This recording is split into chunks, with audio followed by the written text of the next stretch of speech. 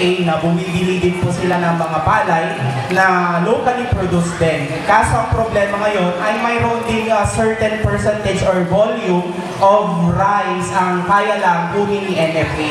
Ano po yung masasabi po natin doon? Yung sa NFA naman, although mataas yung presyo nila, kaya lang kasi yung NFA minsan, medyo mabusisi sila. Marami silang mga kailangan na mga requirements, mga kung ano-anong kinanila. Saka meron lamang silang 13% talaga.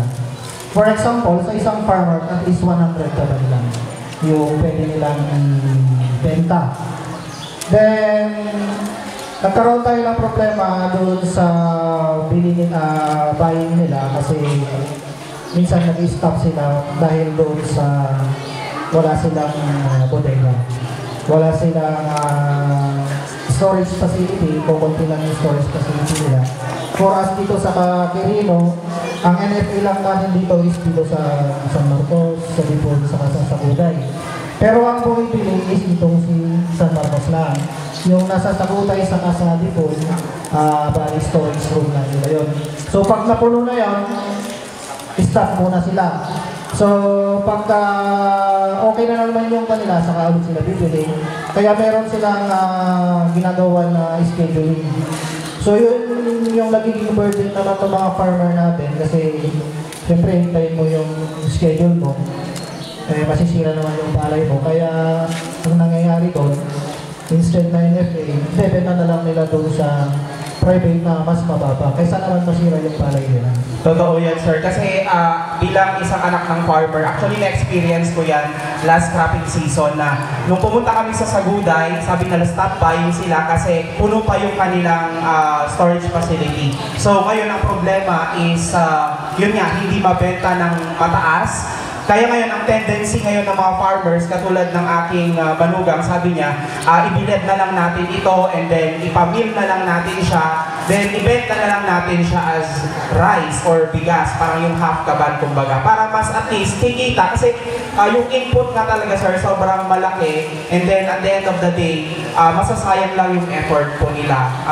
Despite the fact na meron tayong mga calamities, may mga bagyo, so talagang kawawa yung mga farmers, ano, sir. So ano yung mga ipapayo mo naman ngayon, sir, sa mga farmers po natin para hindi sila malugi, hindi masayang yung kanilang mga crops or yung mga produce po nila? Para sa akin, siguro yung mapapayo ko is i-practice nila yung tinatawag natin na multi-crop. Kasi karamihan sa farmer natin, pag rice lang.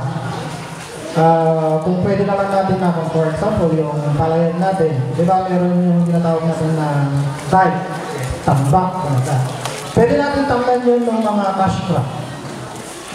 Yung mga tinatawag natin na cash crop is yun yung mga gulay. Like okra, sitaw, gano'n. Pwede natin tamlan yun. So habang nag-grow yung palay natin, hindi pa mature yung palay natin, meron na tayong napagbenta sa okra, sa mga gulay natin. At saka yung ibang kasi, meron kasi yung tinatawag natin na mga farmer na makaluma. So, yun ba ang ayaw tanggapin yung bagong teknolohiya? So, ang nangyayari, napaguhuli sila sa panahon. Hindi nila napapractice yung makabagong technique ng papalay or sa agriculture. Napapansin ko talaga yun, sir, kasi sa amin, nakikita ko na parang bihira yung hybrid. Kasi di ba may mga hybrid rice na po tayo, and yet, yung mga local farmers po natin, nasa mga local seeds pa rin po sila. So, yun nga talaga yung isa sa mga concerns. Pero maraming salamat, sir, napakaganda yung input mo na kailangan i-integrate din nila while having their production ay magtanim sila ng mga vegetables. Sa Isabela,